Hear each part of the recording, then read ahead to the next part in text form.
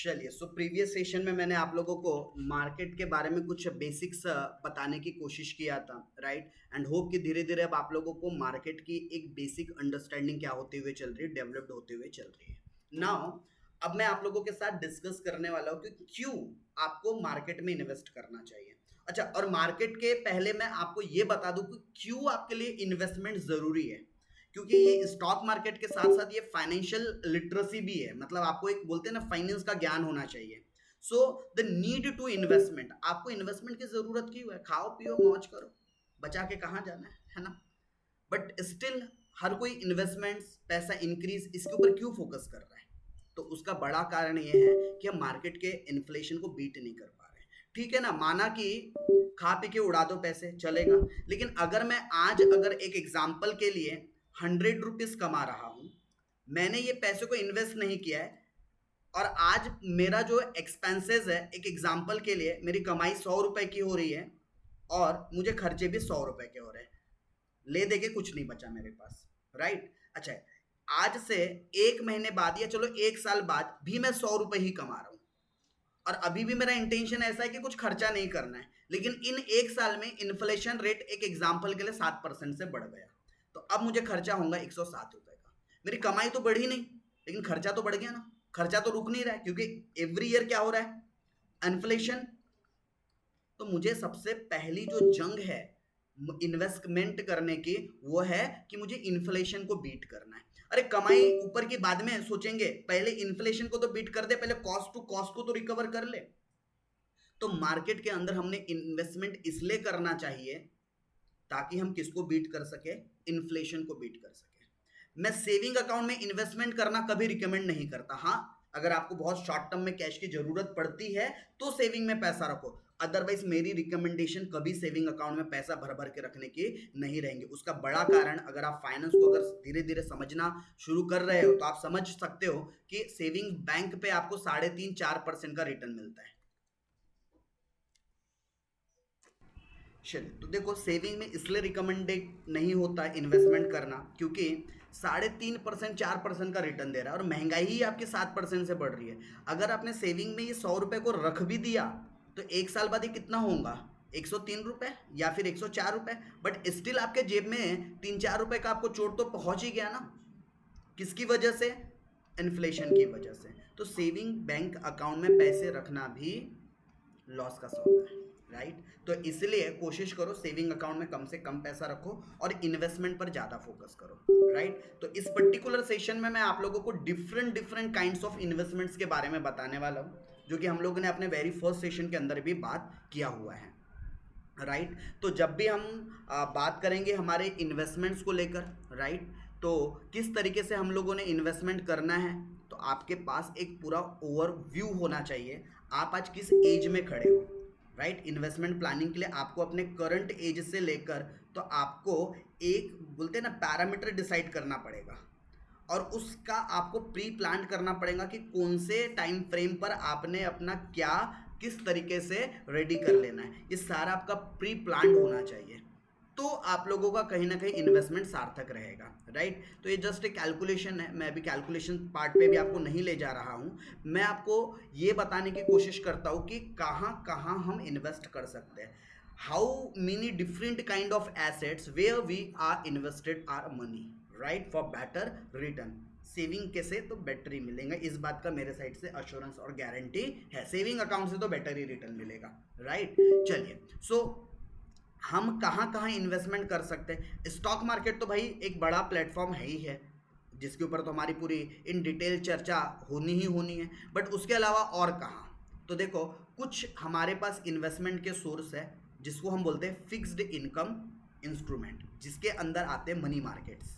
और money markets के अंदर क्या क्या आता है? तो मनी मार्केट के अंदर आप जाता है आप लोगों का commercial paper, right. Money market के अंदर ही शॉर्ट टर्म्स के लिए बॉन्ड आप बोल सकते हो।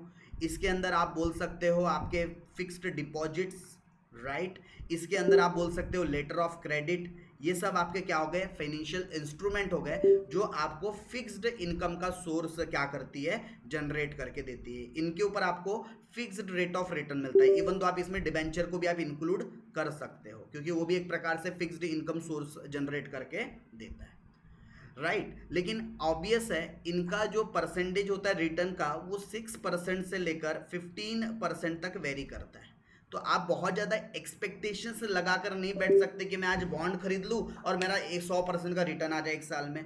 बॉन्ड में कभी नहीं होगा, कमर्शियल पेपर में कभी नहीं होगा, डिबेंचर्स में कभी नहीं होगा, राइट। यहाँ पर रिटर्न आपको सेविंग से तो ज़्यादा मिलेंगे लेकिन बहुत हाई रिटर्न नहीं मिलेंगे, लो रिटर्न मिलेंगे आपको, राइट। उसके अलावा इक्विटी होते हैं जो कि रिस्की होते हैं, लेकिन इनके अगर मैं रिटर्न की बात करूं तो इनके रिटर्न आपको एक साल में 200, 300, 400, 500% का भी रिटर्न दे सकते हैं। ये मादा होता है इक्विटी के अंदर, ये दमखम होता है इक्विटी के अंदर। तो रिस्की तो है लेकिन हाई रिटर्न भी है, राइट। हाई रिटर्न भी इसके अंदर, और पैसा भी बहुत बड़ा इन्वेस्ट करो जरूरी नहीं है, छोटे पैसों में भी आप इक्विटी खरीद और बेच सकते हो। उसके बाद है real estate, right. Real estate भी एक अच्छा इन्वेस्टमेंट का सोर्स है, लेकिन मेरे ख्याल से रिटेलर आपके और जो बिगनर्स है मार्केट के अंदर, जिनके पास कैपिटल नहीं है, जिनके पास पैसा नहीं है, वो रियल इस्टेट के अंदर नहीं जा सकते। आज एक ज़मीन खरीदने जाओ आप, 15-20 लाख रुपए जेब में होना तो आप ज़मीन की बात करोगे, अदरवाइज 5,000, 10,000, 15-20,000 लेकर आप कोई प्लॉट, कोई ज़मीन खरीदने की बात कर सकते हो क्या? कोई फ्लैट खरीदने की बात कर सकते हो क्या? कोई बिल्डिंग खरीदने की बात कर सकते हो क्या? तो आंसर इज नो। तो रियल इस्टेट के लिए आपको ह्यूज कैपिटल लगेगा, बड़ा पैसा लगेगा, बड़ा पैसा बड़े समय तक इन्वेस्ट करना पड़ेगा, तो रियल इस्टेट से आपको बेनिफिट मिलेगा, राइट। अच्छा, कमोडिटीज में कर सकते हो, लेकिन अगेन जैसे कि गोल्ड में इन्वेस्ट करना, लेकिन इनका भी return as compare to market slow ही है, राइट। नो डाउट गोल्ड भी एक सिक्योर सोर्स ऑफ इन्वेस्टमेंट है, सोना खरीद के रखो, जो कि हमारे पूर्वज इसी तरीके से क्या करते आए हैं, इन्वेस्टमेंट करते हैं। आप अपनी दादी के पास, अपनी मम्मी के पास, अपनी नानी के पास देखिए सोना ही सोना होगा। क्यों? क्योंकि उनके लिए वो एक सेफर इन्वेस्टमेंट का सोर्स था, क्योंकि उनको वो अवेयरनेस, उनके पास वो नॉलेज का कहीं ना कहीं सोर्स नहीं था जो आज आपके पास है। आपके पास वो प्लेटफॉर्म है कि आप वो रिटर्न को से भी ज़्यादा रिटर्न क्या कर सकते हो, गेन कर सकते हो। तो आप कमोडिटीज़ के अंदर कर सकते हो, गोल्ड हो गया, सिल्वर हो गया, डायमंड्स हो गया, राइट। तो जितने भी आपके प्रीशियस मेटल्स होते हैं आप उसके अंदर इन्वेस्टमेंट कर सकते हो। जैसे कि मैंने आप लोगों को फिक्स्ड सोर्स के अंदर ऑलरेडी बताया, एफडी बन सकता है इसके अंदर, राइट। बॉन्ड बन सकता है इसके अंदर, राइट। डिबेंचर्स इसके अंदर इन्वेस्ट कर सकते हो। इक्विटी के अंदर मैं आपको बीएससी और एनएससी के अंदर कैसे स्टॉक खरीदे बेचे जाते हैं, उससे पहले एनालिसिस कैसे किया जाता है, वो सारी बात बताऊंगा। ये चर्चा हम ऑलरेडी कर चुके हैं कि हम equity only and only listed company की ही करते हैं, करेक्ट। ये सारी बातें हमारी ऑलरेडी हो चुकी है। फिर भी आप ऑन एन एवरेज अगर आप लॉन्ग टर्म भी अगर आपका टारगेट है, तो यहाँ तो 14-15% बोल रहा हूँ मैं, अगर आपको बताऊँ तो मोर देन 50% के भी आपको 2-2, 3-3, 4-4, 6-6 महीने के अंदर भी क्या होते हैं, रिटर्न मिलते हैं। अब कौन आपको भाई आपका पैसा एक साल के अंदर डबल करके दे सकता है? तो डेफिनेटली मार्केट करके दे सकता है, लेकिन प्रॉपर एनालिसिस, प्रॉपर आपको किसके साथ जाना पड़ेगा, नॉलेज के साथ जाना पड़ेगा। रियल इस्टेट भी, लेकिन रियल इस्टेट के अंदर अगेन मैंने कहा कि आपको कैपिटल बहुत यूज चाहिए। कमोडिटी जिसको हम बुलियन भी बोलते हैं, बुलियन ये वर्ड कभी आया तो कंफ्यूज नहीं होना, Boolean in short precious jewellery को ही हम क्या बोलते हैं, बुलियन। जनरली इसको गोल्ड से भी डिनोट किया जाता है बुलियंस को, राइट। तो हम शेयर मार्केट के अंदर आकर भी गोल्ड खरीद सकते हैं। मैं आप लोगों को 29 रुपये में, 30 रुपये में गोल्ड खरीद के दे सकता हूँ मार्केट के अंदर। सर कैसे?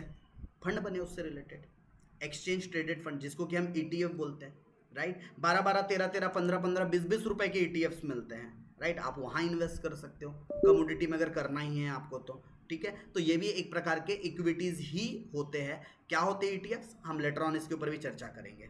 तो ये आपके पास कुछ सोर्सेज ऑफ क्या हो गए, इन्वेस्टमेंट्स हो गए। आप इन जगहों पर क्या कर सकते हो, अपने पैसे को इन्वेस्ट कर सकते हो, राइट। अब कुछ टिप्स की मैं बात कर रहा हूँ यहाँ पर।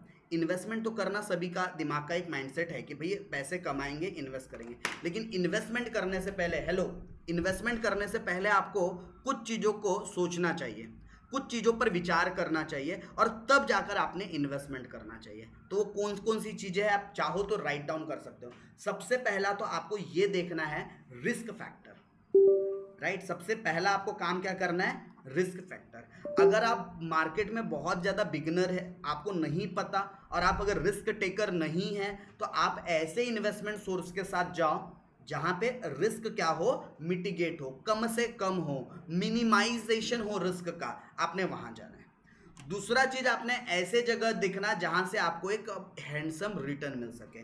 पहली चीज़ आपने रिस्क का एनालिसिस करना है, दूसरा चीज़ आपने रिटर्न का एनालिसिस करना है। जब आपने रिस्क और रिटर्न का एनालिसिस कर लिया, तो फिर उसके बाद आपने अपने इन्वेस्टमेंट की अपॉर्चुनिटी को खोजना है। किसको खोजना है? आपने अपनी इन्वेस्टमेंट की अपॉर्चुनिटी को खोजना है कि मैंने कहाँ पैसे इन्वेस्ट करना चाहिए। फिर चाहे वो रियल इस्टेट हो, चाहे वो गोल्ड एंड सिल्वर हो, चाहे वो इक्विटीज हो, आपको अब पैसे क्या करने? इन्वेस्टमेंट करने। तो डिफरेंट डिफरेंट आपके पास अपॉर्चुनिटीज होंगी, और ये सारे अपॉर्चुनिटीज में कैसे पैसा लगाना, ये सब आपको हम सिखाने वाले इस थ्रू आउट द सेशंस और कोर्स के अंदर, राइट। चलिए, तो अगर मैं बात करूं इस पर्टिकुलर छोटे से सेशन से आप क्या लेकर जा रहे हो, तो आपको भाई कैसे इन्वेस्टमेंट करना चाहिए। तो रिस्क पहले डिसाइड करना चाहिए आपने कि आपका रिस्क कैपेसिटी कितना है। पहले आपने देखा कि भाई अगर आप एक एग्जांपल के लिए मार्केट में 1000 रुपये लेकर आए, एक एग्जांपल छोटे से एग्जांपल से दे रहा हूँ, अगर आप 1000 रुपये लेकर आए, पहले ये डिसाइड करो कि आपके अंदर रिस्क झेलने की क्षमता कितनी है। आप क्या ये 1000 रुपये में से 10% लॉस बियर करने की कैपेसिटी रखते हो? क्या आप 100 रुपये का लॉस झेलने की कैपेसिटी रखते हो? अगर आपका जवाब आता है हाँ कि सर हम 10% तक का लॉस झेल सकते हैं, तो आप ब्लाइंडली इक्विटी मार्केट के अंदर आ जाओ। 10% का अगर लॉस झेलने की क्षमता है, मैं बोलता हूँ मत जाओ रियल एस्टेट में, वैसे भी फंड नहीं है, मत जाओ गोल्ड में, मत जाओ सिल्वर में, ब्लाइंडली आप कहाँ आ जाओ? इक्विटी में। अगर आपके पास लॉस थोड़ी बहुत भी अगर झेलने की क्षमता है तो। अच्छा, आपके पास बिल्कुल लॉस झेलने की क्षमता नहीं है, तो फिर आप सेफर साइड है, कमोडिटीज पे आओ, ईटीएफ में आओ, राइट। वहां आप लोगों को लॉसेस का जो चांस होता है ना, बहुत बहुत बहुत कम हो जाता है, मिनिमाइज हो जाता है वहां पर आपका लॉसेस। अच्छा, बिल्कुल ही लॉस नहीं झेलना है आपको, अपने दादाजी, अपने पापा जी, पिताजी, अगर उनके थॉट प्रोसेस से चलना है, तो बेटर फिर एफडी बनाकर बैठ जाओ। और आजकल हालांकि 50, 100, 1000, 2000 की तो एफडी बनती नहीं है, कम से कम मिनिमम 5000, 10,000 ऐसे अमाउंट रहे तो आप बना सकते हो। तो एफडी भी बनाना मतलब वो फ्रूटफुल डिसीजन नहीं रहता as per my opinion, correct. तो आपको इन्वेस्टमेंट फ्यूचर के हिसाब से कैसे करना है और वो कैसे आपके फ्यूचर को सिक्योर करेगा, ये दो इंपॉर्टेंट चीज़ों को ध्यान रखना। रिस्क कितना झेल सकते हो और आपकी रिटर्न एक्सपेक्टेड कितनी है। जैसे मान लो मैं अगर अपनी बात करूं पर्सनली, मैं अगर कहीं पैसे इन्वेस्ट करता हूं ना, तो मेरा टारगेट होता है कि अगर मैंने कहीं पैसे इन्वेस्ट किया है, स्पेसिफिकली अगर मैंने इक्विटी में इन्वेस्ट किया है, तो मेरा टारगेट होता है, देखो बहुत बड़ी लालच नहीं है, छोटी सी लालच है कि मुझे पर मंथ की बात कर रहा हूं, मेरा पर मंथ एटलीस्ट 5% रिटर्न मिलना चाहिए। मैं बहुत बड़ा ग्रीडी इंसान नहीं हूं भाई, महीने का 5% भी मिल जाए तो मेरे लिए सफिशिएंट है। क्योंकि अगर महीने का 5% भी मुझे रिटर्न मिल रहा है, तो मेरा साल भर का रिटर्न 60% हो रहा है, जो कि मेरे एफडी से कहीं ज़्यादा बेटर है। क्योंकि मुझे अगर एफडी पे मैक्स टू मैक्स 10% भी रिटर्न मिल रहा है, तो इतना कमाने के लिए मुझे 6 साल वेट करने पड़ेंगे, जो कि मार्केट में मैं 1 साल से ही कमा सकता हूँ। तो आपकी ग्रिड मार्केट के अंदर ऐसी होनी चाहिए जो अचीवेबल हो। आप ये सोच के मार्केट के अंदर मत आओ कि आज मैंने 100 रुपये लगाया और कल ना ये 1000 रुपये बन गया, ये ग्रिड के साथ मत आओ। आपने पता है 1 साल में कितने % का एक्सपेक्टेशंस रख लिया है, आपने ओवर एक्सपेक्टेशंस रख लिया है, आपने अपने पैसे को 10 गुना 10 टाइम्स ज़्यादा करने की बात सोच ली है। 100% रिटर्न नहीं, आपने सीधा 1000% रिटर्न एक्सपेक्ट कर लिया है। 1 साल में भैया 1000% मायने रखता है। एफडी बनाओ, तुम्हारी उम्र निकल जाएंगी, 1000% का रिटर्न नहीं आएगा। और तुम स्टॉक मार्केट में सोचते हो कि 1 साल मेरे को 1000% का रिटर्न हो जाए, 100 रुपये 1000 बन जाए।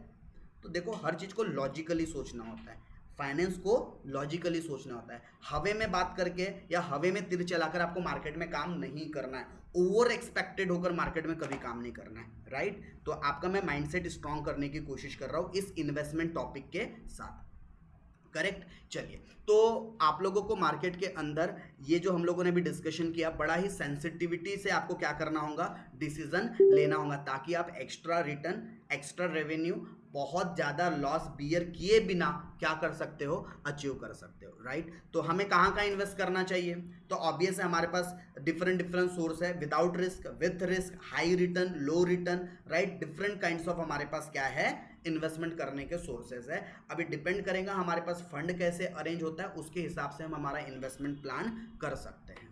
जैसे कि एक एग्जांपल के लिए आपके पास 10,000 रुपीज़ अवेलेबल है इन्वेस्टमेंट करने के लिए। अब ये 10,000 को आप क्या करो, बाइफरकेट करो। इन्वेस्टमेंट प्लान करना है आपको, तो आपको इन्वेस्टमेंट प्लान करने के लिए क्या करना पड़ेगा, बाइफरकेट करना पड़ेगा। और इस बाइफरकेशन में डिपेंड करेंगे आपका एज फैक्टर क्या है।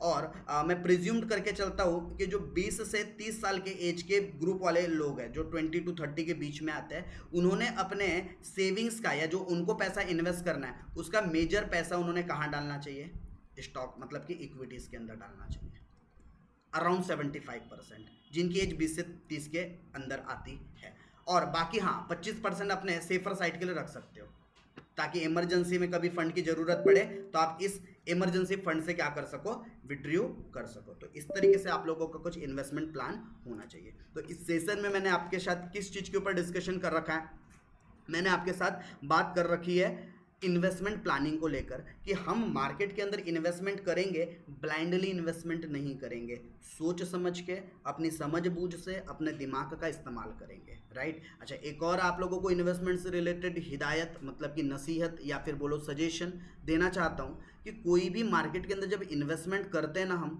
या कहीं भी इन्वेस्टमेंट करते हो, तो इन्वेस्टमेंट कभी भी उधार के पैसों पे नहीं होना चाहिए, स्पेशली मार्केट के अंदर, कि आप कहीं से ब्याज लेकर आ रहे हो और इधर इन्वेस्ट कर रहे हो। मार्केट के अंदर आपने ब्याजी पैसा लेकर, लोन लेकर इन्वेस्टमेंट नहीं करना चाहिए। इन्वेस्टमेंट होना चाहिए आउट ऑफ द सेविंग्स, आपकी जो सेविंग्स है उसके बेसिस पर आपने इन्वेस्टमेंट्स करना चाहिए। स्टार्ट थोड़े लो अमाउंट से होगा चलेगा, but definitely big amount convert होने में बहुत लंबा समय भी नहीं लगने वाला, राइट। चलिए, तो ये था हम लोगों के इन्वेस्टमेंट से रिलेटेड।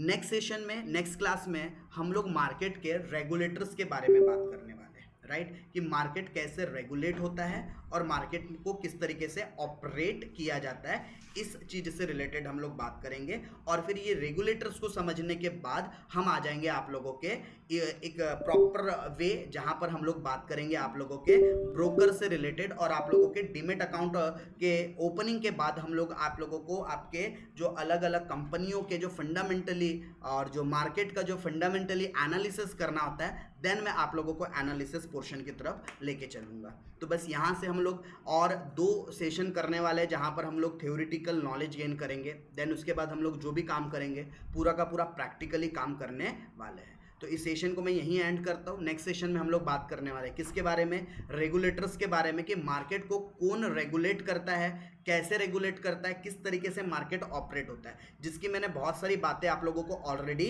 बता रखी है। कुछ बातें हैं जो हम लोग इस हैंडबुक के थ्रू, इस नोट्स के थ्रू आप लोगों के साथ क्या करेंगे, डिस्कस करते हुए चलेंगे। तो इस सेशन को यहीं पर क्या किया जाए, एंड किया जाए। मिलते हैं हम लोग नेक्स्ट सेशन के अंदर, जहां हम लोग रेगुलेटर्स के बारे में बात करेंगे। बट जाने से पहले आप लोगों के लिए कुछ टास्क है, राइट। आप ये टास्क नोट डाउन करके रखिए, आपके लिए कुछ टास्क है, और टास्क ये है कि आपको क्या पता करना है। आपके लिए टास्क है, नोट कर लीजिए आज का टास्क, राइट। ये आपका समझ लो फर्स्ट टास्क है, और एवरीडे आपको कुछ ना कुछ टास्क मिलेगा। तो आपके लिए टास्क है, क्योंकि आज हम लोगों ने इस पर्टिकुलर सेशन में बात किया इन्वेस्टमेंट से रिलेटेड, तो आपके लिए टास्क है कि आपको 10 जो बैंक्स है, कोई भी 10 टॉप बैंक्स लेना, गूगल पे सर्च करोगे मिल जाएगा, उनका एफडी का रेट ऑफ इंटरेस्ट निकालना है आपको। क्या निकालना है आपने, एफडी का रेट ऑफ इंटरेस्ट। कोई भी टॉप 10 बैंक्स का एफडी का रेट ऑफ इंटरेस्ट क्या चल रहा है पर एनम का, साल भरे का, वो आपको निकालना है। दूसरा आपने काम जो करना है वो ये करना है कि जो कोई भी 5 बॉन्ड सर्च करना गूगल्स पे, और उनका रेट ऑफ इंटरेस्ट पता करना कि बॉन्ड पर क्या रेट ऑफ इंटरेस्ट मिलता है, राइट। बॉन्ड पर क्या रेट ऑफ इंटरेस्ट मिलता है, आपने वो निकालना है। तो ये आप लोगों के लिए क्या है, टास्क है। टॉप 10 बैंक्स के और कोई भी 5 बॉन्ड का rate of interest per annum का क्या होता है, आपने इनके बारे में सर्च करना है। ये आपका टास्क नंबर 1 हो गया। टास्क नंबर 2 है आपके पास आज के लिए, जो दूसरा टास्क है, आपने गूगल करना है। सर कैसे करेंगे गूगल, गूगल पे सर्च करना टॉप रेटेड या फिर high return stocks, high return stock, ऐसा गूगल पे सर्च करना। High return stock in India डाल देना, नहीं तो पता चला आप गूगल पे सर्च करोगे तो यूएसए का कंपनी का हाई रिटर्न स्टॉक्स दे देगा। तो high return stocks in India, और उनका कोई भी टॉप 5 के आप 1 साल के रिटर्न देखना। टॉप 5 स्टॉक्स के 1 ईयर के क्या देखना, रिटर्न देखना, कि 1 साल में रिटर्न कैसे देते हैं। सर देखेंगे कैसे, वो तो बताओ। चलो ठीक है, कैसे देखेंगे, जस्ट आपको मैं इलस्ट्रेट कर देता हूँ एक एग्जांपल से। जाने का गूगल पे, एंड होप कि गूगल तो सभी के पास है ना, गूगल बाबा की कृपा तो सभी पर बनी रहती है। तो गूगल पे आने का, और गूगल पर आकर क्या करने का, सर्च करने का, राइट। गूगल पर आकर क्या करने का, सर्च करने का। तो यहाँ पर आप क्या सर्च करोगे, जैसे कि आप, जैसे मैं पहले स्टॉक्स की बात कर रहा हूँ, तो high return stock in India in 1 year. चलो गूगल ने सजेस्ट कर दिया कि 1 ईयर के अंदर कौन कौन से हाई रिटर्न स्टॉक्स है, तो जस्ट मैं स्क्रीनर के थ्रू जा रहा हूं और यहां से देख लेते हैं कि कौन कौन सा स्टॉक है जिसने रिटर्न दे रखा है, 1 ईयर के अंदर कितना रिटर्न दे रखा है, राइट। तो जैसे कि यहाँ पर एक आपको उजास एनर्जी के नाम से कंपनी दिख रही होंगी, इसका रिटर्न आप कहाँ से देख पाओगे कि 1 साल में कितना रिटर्न दिया, ये देखो इधर रिटर्न दिख रहा है आपको, दिखा 1 साल में कितना रिटर्न दिया है, 3280%। मैं नहीं बोलता कि हर कंपनी इतना 1 साल में रिटर्न दे देंगी, ये तो भैया वो बोलते हैं ना एक्सपेक्टेशन के बियॉन्ड हो गया, लेकिन मिलता है मार्केट के अंदर। और ऐसे आप केसर इंडिया की बात कर लो, आप आइसोलेशन, ये सब कंपनियों के नाम है, राइट। चलिए अच्छा, सबसे लोअर रिटर्न से जाते हैं, ऐसा नहीं कि कंपनी के अंदर से पॉजिटिव रिटर्न मिलते हैं, लोअर रिटर्न भी मिलते हैं, वही तो हमें एनालिसिस करना है। लॉसेस में भी कंपनी जाती है, ऐसा नहीं कि सिर्फ हायर हायर हायर ही होता है, कंपनी के अंदर लॉसेस भी होते हैं, बट स्टिल बीट नहीं कर सकता मार्केट के रिटर्न को। दूसरा तो आपने स्टॉक्स कैसे निकालना है गूगल पे सर्च करके, दूसरी चीज आपने बॉन्ड का रिटर्न कैसे निकालना है, तो बॉन्ड का रिटर्न आपने निकालना है, सर्च कर लेने का, अगेन गूगल पे जाने का, राइट। तो गूगल हमने सर्च कर लिया, गूगल पर आकर टाइप करने का top 5 bonds return in India, right. तो आपको सीधा गूगल बाबा एनालाइज करके आपको बता देगा कि कौन कौन से बॉन्ड्स है जिन्होंने आपको रिटर्न दिया है। आप चाहो तो मनी कंट्रोल प्लेटफॉर्म के ऊपर जाकर देख सकते हो कि बॉन्ड आपको 1 साल के अंदर मैक्स टू मैक्स कितना रिटर्न जनरेट करके देता है। तो ये मैं मनी कंट्रोल के प्लेटफॉर्म पर आ चुका हूँ और यहाँ पर आपको वो बॉन्ड के रिटर्न्स के बारे में पता चलेगा। चलो जब तक ये पेज लोड हो रहा है हम नेक्स्ट एक और टैब पे जाते हैं और यहाँ पर फिर से हम लोग गूगल बाबा पर आ जाते हैं और गूगल बाबा को फिर से कमांड देते हैं और पूछते हैं इस बार गूगल बाबा को कि गूगल बाबा बताओ अब बैंक के एफडी रेट कितने हैं। हमें क्या करना है, बैंक के एफडी रेट्स जानने हैं। तो high FD return from Indian banks, ठीक है, 2024 के अंदर, राइट। 2024 के अंदर कौन कौन सी बैंक है जो हाई रिटर्न दे रही है आपको एफडी के अंदर। तो ये भी आप पैसा बाजार से या फिर आपके पास ग्रो से, ऐसे बहुत सारे प्लेटफॉर्म है जहां से आप क्या कर सकते हो, चेक कर सकते हो कि बैंक के अंदर मैक्स टू मैक्स रिटर्न आपको कहां से मिल रहा है। मैं ग्रो के थ्रू एक बार चेक कर लेता हूं। ये तो स्टॉक्स के रिटर्न थे जो कि आप लोगों ने ऑलरेडी देख लिया है, राइट। पेज लोड हो रहा है यहाँ पर एंड यस इधर भी पेज अभी लोड हो रहा है। तो आप यहाँ से देख सकते हो डेप्ट फंड्स के अंदर, जैसे हम बॉन्ड की बात कर रहे थे, राइट। हम किसकी बात कर रहे थे, बॉन्ड्स की हम बात कर रहे थे।